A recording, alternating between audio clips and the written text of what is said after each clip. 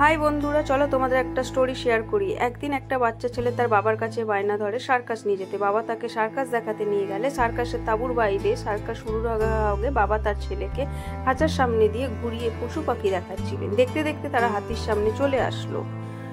তারা দেখতে পেল যে হাতিটি খাঁচায় বন্দি করে রাখা, একটি চিকন শিকল দিয়ে তার পায়ে বাঁধা আছে, যেটি হাতি চাইলে ছিঁড়ে পালিয়েও যেতে পারে।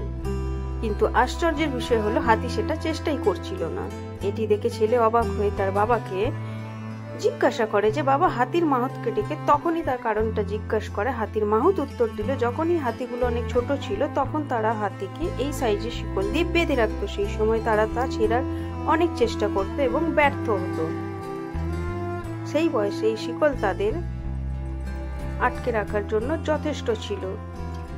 এই অবস্থায় যখন তারা বড় হতে থাকে, তারা বিশ্বাস করে নেয় যে এই শিকল ছেঁড়া কখনোই তা সম্ভব না। তাই এখন তারা এই শিকলের চেয়ে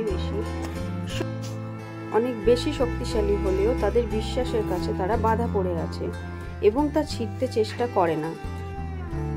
তো বন্ধুরা, গল্পের মোরাল অফ দ্য স্টোরি হলো, সফল হওয়ার ক্ষেত্রে প্রথম ধাপ হলো এটি মনে প্রাণে বিশ্বাস করা যে আপনি সফল হবেন। বাধা যতই আটকে রাখতে চেষ্টা করুক, সফলতার বিশ্বাস মনে নিয়ে নিজের চেষ্টা চালিয়ে যেতে হবে।